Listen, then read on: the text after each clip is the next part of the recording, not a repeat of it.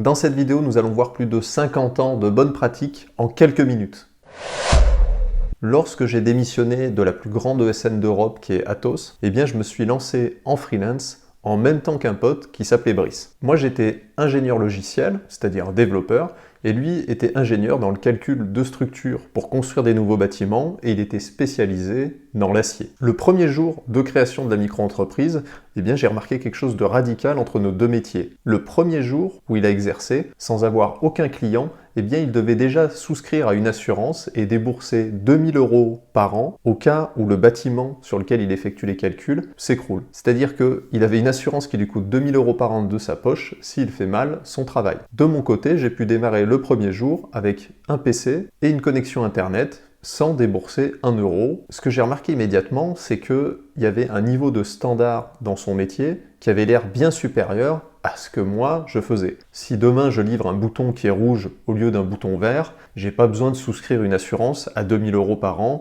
pour faute professionnelle. Et donc ça c'est quelque chose que j'ai remarqué par rapport à beaucoup de gens qui font d'autres métiers que moi dans mon entourage, c'est qu'en tant que développeur, on n'a pas du tout le niveau de standard d'autres industries. Et l'exemple que j'aime bien prendre, c'est l'aqueduc romain, c'est-à-dire qu'il y a plus de 2000 ans, il y avait des gens qui travaillaient dans ce qu'on appelle aujourd'hui le BTP, c'est-à-dire le bâtiment, qui étaient capables de construire un aqueduc qui acheminait de l'eau à Rome avec le bon degré de pente sur des dizaines et des dizaines de kilomètres et qui amenait l'eau dans une ville où il y a eu jusqu'à 1 million d'habitants il y a de ça 2 millénaires. Et c'est pas tout, si vous prenez par exemple les avocats, la première corporation ou ordre d'avocats a été créée par Cicéron au 6e siècle. Et puis même si vous prenez l'automobile, il y a des chaînes qui produisaient des automobiles commercialisées il y a de ça 100 ans. Donc tous ces secteurs d'activité sont beaucoup plus matures que nous, puisqu'il y a 100 ans, il n'y avait pas un ordinateur et il n'y avait pas un programmeur sur la planète Terre. Ce que je veux dire par là, c'est qu'on a parfois l'impression que notre métier,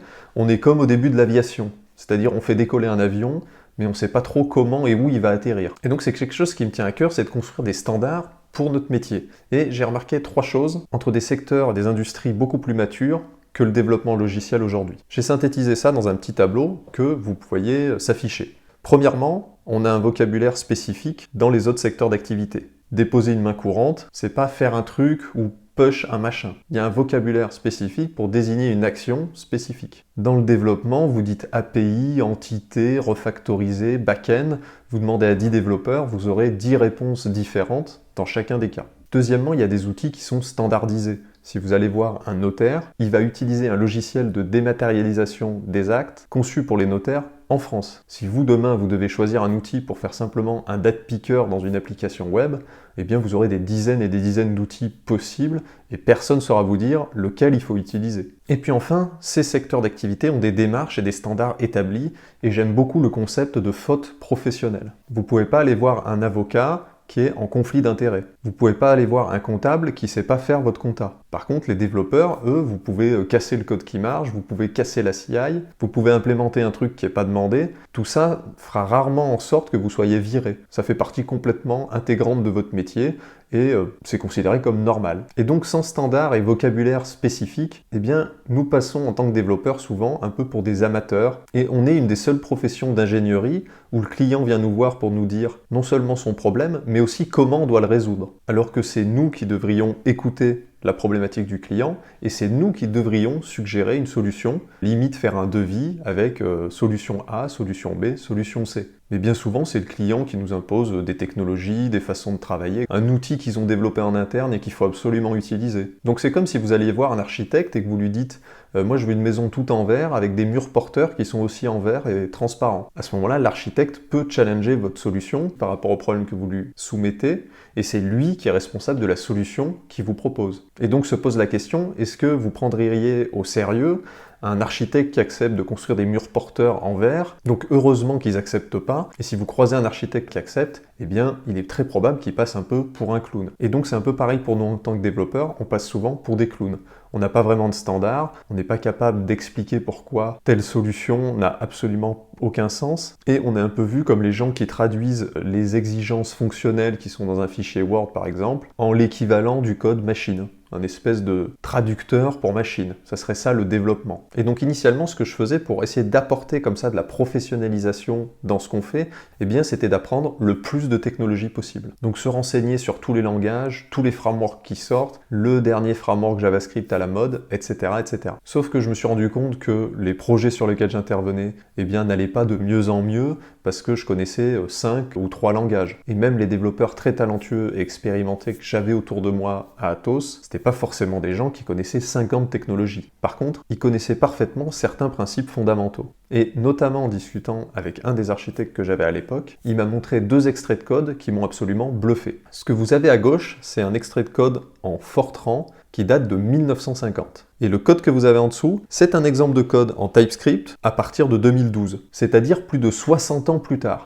Vous imaginez, il y a 60 ans d'écart entre ces 2 codes, pourtant, ils sont quasiment identiques. C'est-à-dire que dans le secteur, on dit que tout évolue, il y a des technos qui sortent tous les jours, tout a l'air nouveau et ça brille de partout. En réalité, ces 2 extraits de code mettent fin à tout ça, puisqu'on peut voir de nos propres yeux qu'en 60 ans, d'un point de vue du code pur, quasiment rien n'a changé. Et donc ce que j'ai fait à ce moment-là, c'est d'arrêter d'essayer d'apprendre le dernier truc sexy, le petit hack de syntaxe qui vient de sortir, et de me concentrer sur les fondamentaux du passé. Puisqu'on a un métier qui a moins d'un siècle, qu'on peut très facilement connaître et lire à peu près de votre vivant tout ce qui a été écrit sur le code ces 50 dernières années. C'est pas si long que ça en réalité ce qui a été découvert. Donc ce que j'ai fait à cette époque-là, c'est d'arrêter d'apprendre les dernières technos les plus sexy et de me concentrer sur le passé et de noter toutes les bonnes pratiques, mais les mettre sur une frise chronologique pour essayer d'avoir une vision d'ensemble de qu'est-ce que c'est la production de bon code qui a été découvert depuis le départ dans cette industrie. Et donc j'ai regroupé toutes ces bonnes pratiques en 3 grandes aires. Premièrement, la naissance du code en tant que discipline, puisque historiquement le code n'existe même pas. La deuxième ère, c'est ce que j'appelle l'âge d'or du code. C'est là où il y a des grands principes qui ont été découverts et qui sont encore complètement valables aujourd'hui et que j'utilise encore tous les jours, qui sont pour moi des fondamentaux qui devraient être indispensables dans ce qu'on fait. Et troisième ère, j'appelle ça les déviances de l'agilité et de l'architecture, puisque même encore aujourd'hui, quels sont les standards qui sont reconnus pour le développement?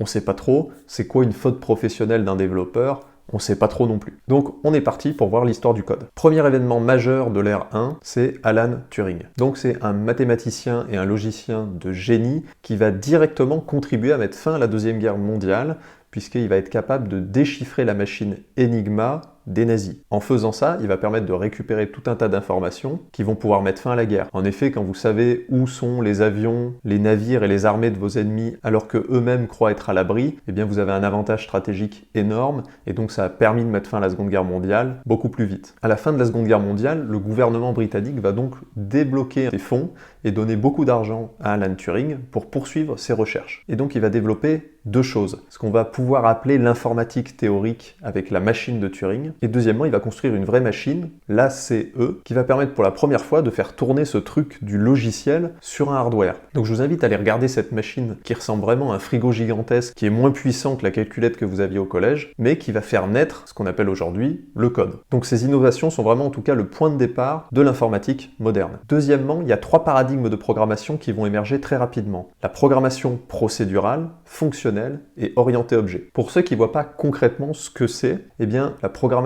procédurale, c'est quand tout votre script est en fait un arbre géant de décisions, un peu comme les programmes GoTo que certains d'entre vous ont pu faire sur la calculette. Donc ça marche très bien pour des petits scripts qui font, on va dire, moins de 1000 lignes, mais très rapidement ça peut devenir trop compliqué de gérer des projets en codant comme ça. Vous avez aussi la programmation fonctionnelle, qui est quelque chose qui n'a pas forcément très bien pris et qui est moins populaire que les 2 autres paradigmes de programmation. L'idée, ça serait de coder tout votre projet en fonction immutable et pure, et donc d'avoir un raisonnement extrêmement facile sur le code. Chaque fois que vous mettez X quelque part, vous obtenez X' en sortie, il n'y a aucun effet de bord. Ça c'est la théorie, encore une fois je vous l'ai dit, ça n'a pas aussi bien pris que les 2 autres paradigmes. Et enfin, la programmation orientée objet, autour des 4 piliers, polymorphisme, abstraction, encapsulation, héritage. Souvent quand on pense à l'objet, on pense que à l'héritage, mais des fonctionnalités fondamentales de l'objet, au moins aussi intéressantes que l'héritage, existent et sont souvent malheureusement un peu moins connues. L'abstraction, ça va vous permettre de raisonner dans votre code à plus haut niveau, en créant un objet sur lequel vous allez pouvoir raisonner sans devoir vous trimballer avec des détails en dessous. L'encapsulation, contrairement à ce qu'on pense, le but c'est pas d'isoler du code dans un coin comme s'il était puni. L'encapsulation, son rôle, c'est de garantir que durant toute la durée de vie de l'objet, il est dans un état valide. Il est encapsulé, il ne peut pas être corrompu. Et enfin, polymorphisme, eh bien venir surcharger des comportements par type d'objet. En tout cas, ce qui est intéressant ici, c'est que certains langages vont permettre de coder uniquement dans un des paradigmes, alors que d'autres langages permettent de coder de manière très fluide dans n'importe lequel de ces paradigmes. Par exemple, si vous faites du Python, du Scala ou du JavaScript, vous pouvez switcher de paradigme lors de vos développements. Par contre, si vous faites du Java, vous serez obligé de faire de l'objet, et si vous faites du FL, vous serez obligé de faire du fonctionnel. Troisième étape et la fin de l'ère 1, ça va être la conférence de Gramsci en 1968. À l'époque, les logiciels coûtaient très cher et dépassaient tout le temps les délais. Fun, c'est comme aujourd'hui. Et les problèmes étaient nombreux à l'époque. On parlait de crise du logiciel. Donc ce que les gens ont essayé de faire à cette époque, c'est de se poser autour d'une table, de tirer les expériences de tout le monde pour essayer de voir quelles sont les bonnes pratiques indéniables. Donc au fil des discussions, a émergé la volonté d'une approche plus structurée et disciplinée de la production de code. Et en sortie, ils ont produit un gros rapport PDF que j'ai pas pris le temps de lire, mais surtout ça va marquer la naissance de ce qu'on appelle aujourd'hui le génie logiciel, le software engineering. Et à cette époque, même le fait que la production de code soit une discipline d'ingénierie, ça faisait pas l'unanimité. En quoi vous êtes des ingénieurs, les gars, à faire du code? Donc, cette conférence donne naissance à notre discipline. Et on passe à l'ère numéro 2, l'âge d'or du code, qui est mon ère préférée, puisque c'est là où on va vraiment commencer à poser des choses fondamentales sur la production de code en entreprise. Premièrement, ça va être les principes solides en 1990. Donc je ne sais pas si vous imaginez, mais entre la conférence de Gramsci de 1968, il va se passer plus de 20 ans avant qu'on ait un premier pilier un peu robuste comme ça à se mettre sous la dent, les principes solides. Donc pour ceux qui ne connaissent pas, je vous les mets à l'écran, c'est 5 principes de code qui sont reconnus comme permettant de produire du code de meilleure qualité. C'est-à-dire que si vous produisez régulièrement du code qui respecte ces 5 principes, ça devrait mieux se passer pour vous que si vous ne les appliquez pas. Donc rien que ces principes mériteraient une vidéo dédiée. J'ai d'ailleurs fait une vidéo sur ce sujet que je vous invite à aller regarder. Mais de manière plus générale, juste renseignez-vous sur ces principes. Je vous garantis que ça vaudra le coup. La deuxième chose très importante, ça va être en 1994, donc quelques années plus tard, et ça va être les 23 design patterns du Gang of Four. Donc en 1994, il y a 4 ingénieurs qui vont se mettre autour d'une table, encore une fois pour discuter de la même chose, on a souvent les mêmes problèmes, quelles sont les solutions qu'on peut mettre en face quand on produit du code. Donc ils ont catégorisé tous les problèmes récurrents quand on produit du logiciel dans un paradigme orienté objet et ils ont répertorié les solutions reconnues qui vont en face. Donc on va pas forcément rentrer dans les détails. Une image que j'aime bien, ça va être par exemple ici le composite pattern. Le composite pattern, c'est quand vous avez un tronc d'arbre qui a plusieurs branches et chaque branche peut avoir elle-même une branche ou une feuille. Et cette branche peut elle-même avoir une branche ou une feuille. C'est une problématique qui a l'air toute bête. Si vous essayez de la modéliser dans votre code, vous allez voir que ça n'est pas tant que ça. La solution et le problème qui ont été répertoriés par rapport à ça, c'est le composite pattern. Donc si vous êtes un développeur qui souhaitait vous professionnaliser, je peux que vous conseiller d'apprendre ces design patterns. En plus, ils vous serviront, quel que soit le langage, ils vous serviront dans 5 ans, dans 10 ans. C'est vraiment des compétences sur lesquelles ça vaut le coup d'investir du temps pour se former. Et la troisième ère, c'est l'extreme programming en 1999. Si vous demandez à quelqu'un s'il connaît l'extreme programming, c'est peu probable. Et pourtant c'est dommage parce que l'idée derrière l'extreme programming qui a été écrit par Ken Blake, on va revenir sur ce nom, c'est de, encore une fois, répertorier toutes les bonnes pratiques dans la production de code dans un contexte professionnel et de ne faire que ce qui marche et rien d'autre. En gros c'est extrême puisque l'idée c'est de pousser des bonnes pratiques simples qui marchent et de faire que ça. Donc on retrouve des idées fortes là-dedans comme le test-driven development, tester unitairement tout ce que vous produisez avant d'écrire le code qui correspond, ou encore le fait de refactoriser en permanence. Alors à titre personnel, je trouve les idées d'extreme programming absolument géniales, et surtout l'idée derrière de ne faire que ce qui marche et rien d'autre, puisqu'il y a un coût d'opportunité dans tout ce qu'on fait. On n'a pas le temps de faire 1000 trucs bien par jour, on n'a que le temps de faire 1, 2 ou 3 trucs, il faut que ce soit le meilleur possible. C'est une problématique de priorisation. Malheureusement, ça n'a pas tant marché que ça. Puisqu'on le voit aujourd'hui, l'extreme programming, la plupart des gens ne savent même pas ce que c'est. La première erreur, je pense, qui a été faite, c'est le nom. Si vous dites extreme programming, ça fait peur. Imaginez, vous êtes un client, vous avez de l'argent, et vous voyez débarquer un Gugus qui vous dit « on va faire de l'extreme programming ». Vous dites, oula, ça fait peur, doucement avec le budget. Donc le nom pour moi est un problème, et puis deuxièmement, il mise sur des exigences techniques très fortes. C'est-à-dire que les développeurs doivent être au niveau technique derrière pour exécuter là-dessus. TDD, 90% des gens n'en font pas forcément, et la grande majorité des projets de web applications sur lesquels j'ai été n'avaient aucun test unitaire. Autrement dit, le niveau technique qui est requis pour faire de l'extreme programming, en fait, n'est pas si répandu que ça. Et finalement, qui va mettre fin à l'ère numéro 2, c'est la conférence de Snowbird en Utah en 2001, qui est la naissance de la fameuse agilité qu'on connaît aujourd'hui. Donc ce qui se passe en février 2001, c'est ce que j'appelle la confrérie de l'anneau. Ça va être 17 personnalités influentes, des développeurs vraiment qui ont un poids dans l'industrie, qui vont se réunir pour encore une fois, répertorier l'ensemble des principes importants pour produire du code en entreprise. Encore une fois, il y a toujours cette fameuse crise du logiciel. Tout est livré en retard et ça coûte extrêmement cher. De cette réunion va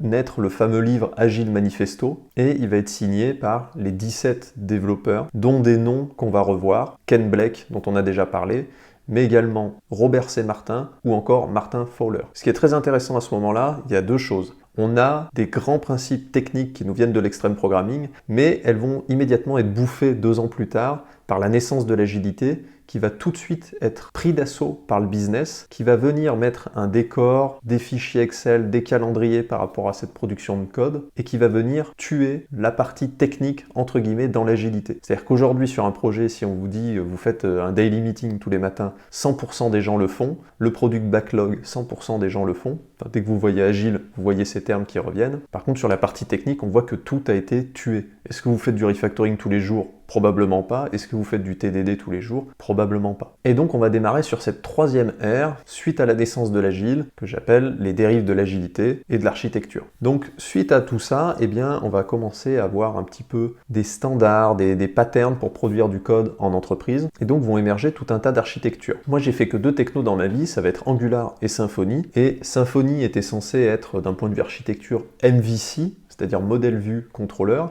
et Angular était MVVM.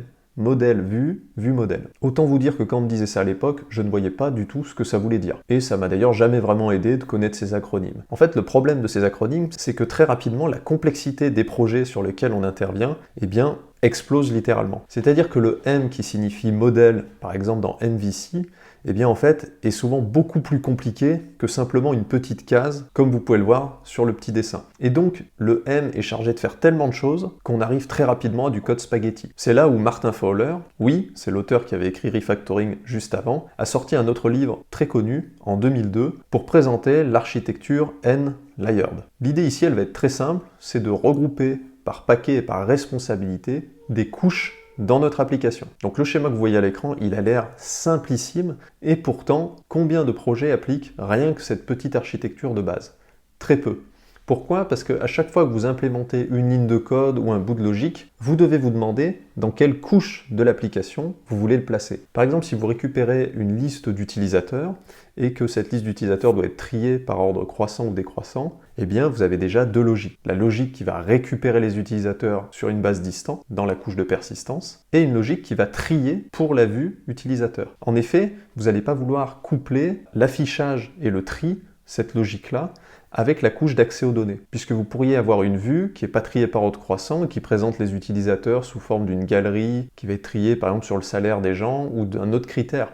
Donc vous ne pouvez pas mettre cette information dans la couche d'accès aux données. Sinon, toutes vos vues vont se retrouver avec un tri qui est imposé. Tout ça pour vous dire, est-ce que quand vous codez, vous réfléchissez à la responsabilité de la logique que vous êtes en train d'implémenter? Et c'est déjà un gros plus de se poser la question. Donc derrière cette architecture qui a l'air toute bête, il y a quand même quelques règles essentielles. Vous pouvez avoir une flèche que dans un sens entre une couche et une autre. Le nombre de couches n'est pas figé. On pourrait en avoir 30 ici si la complexité du projet est énorme. Et puis enfin, vous pouvez nommer les couches comme vous voulez. Suite à ça, en 2003, un livre très influent va sortir, on l'appelle le Blue Book de Eric Evans, qui va donner naissance au Domain Driven Design. L'idée ici, ça va être d'arrêter de se préoccuper des détails techniques, la base de données MySQL, le bootstrap en CSS en front, et de se concentrer sur le domaine qu'on modélise. L'idée forte ici, c'est que les gens utilisent notre logiciel parce qu'il produit de la valeur d'un point de vue économique. Et donc ce qui est important, c'est se concentrer sur cette raison d'être du logiciel. Personne va sur Amazon parce que derrière, il y a une base de données MySQL plutôt que MongoDB. Personne va sur Amazon parce qu'il y a des boutons de telle couleur ou une autre couleur. Donc Eric Evans, pour faire extrêmement simple, va faire 2 choses. Il va structurer de manière beaucoup plus forte la couche de domaine, la couche business dans un projet.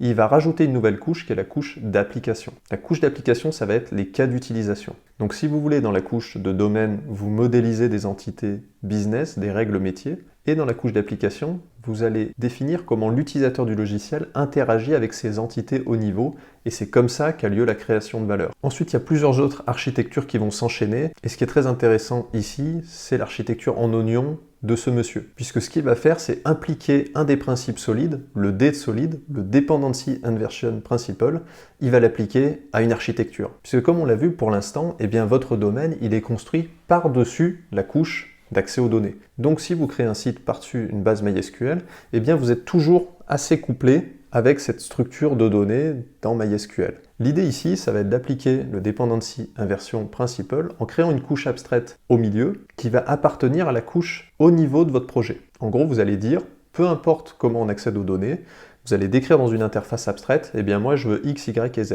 Et ensuite, votre projet va dépendre de ça. Et ce que vous avez fait en dessous, eh bien c'est créer un adaptateur pour MySQL pour dire, eh bien si mon projet tourne sur MySQL, je vais implémenter X, Y, Z pour l'accès aux données MySQL en dessous. Et ensuite, si vous créez une base de données MongoDB, eh bien vous avez que à réimplémenter X, Y, Z qui est défini dans la classe abstraite, et vous pouvez venir brancher un MongoDB à la place. Et donc la source de données devient quelque chose de complètement anecdotique dans votre projet. Donc ça va permettre de concentrer vos efforts de code sur la classe haut niveau, application et domaine, c'est-à-dire la raison d'être de votre logiciel, les règles business. Ça vaut vraiment le coup de s'y attarder parce que c'est vraiment comme ça que fonctionnent la plupart des architectures modernes avec le Dependency Inversion Principle. Si on étend cette logique de masquer le fonctionnement derrière de l'accès aux données, eh bien plus généralement on va pouvoir créer un port et un adaptateur pour tout ce qui est bas niveau dans votre projet. Ça va permettre de protéger les règles haut niveau business et donc d'améliorer grandement la maintenabilité et la testabilité de votre code. Tous les détails techniques deviennent anecdotiques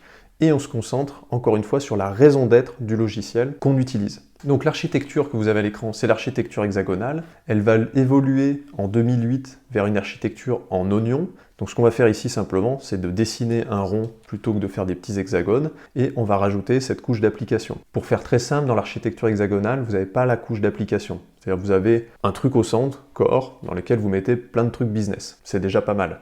Ici, on fait cette séparation entre domaine et application, et encore une fois, on le fait parce qu'on en a besoin, parce qu'on a des projets très complexes. Si vous avez un projet avec peu de complexité, vous n'avez pas besoin de sortir l'artillerie lourde. Et enfin, en 2012, eh bien, c'est la clean architecture de Robert C. Martin, oui, qui était à la conférence du Snowbird en 2001 qu'on a vu, et qui va venir faire une synthèse globale et poser cette clean architecture qui, moi, me sert toujours de référence quand je suis un petit peu perdu. Ce qui est important en tout cas, par rapport à toutes ces architectures qui ont l'air de toutes se ressembler, c'est que je les vois un peu comme un accordéon. C'est-à-dire qu'il faut connaître tous ces outils, c'est important de les connaître, mais ça ne veut pas dire que parce qu'on les connaît, il faut les utiliser tout le temps. Quand un projet démarre, on ne va pas systématiquement faire de la clean architecture parce que c'est censé être le truc le plus récent ou le plus complet. On va venir dégainer le bon niveau d'abstraction pour gérer la complexité dont on a besoin. Donc c'est ce que j'appelle l'accordéon. C'est important de connaître plein de choses, c'est-à-dire comment on pourrait gérer un niveau de complexité potentiellement énorme, et ensuite de venir compresser ou décompresser l'accordéon pour venir balancer le niveau d'abstraction qui est nécessaire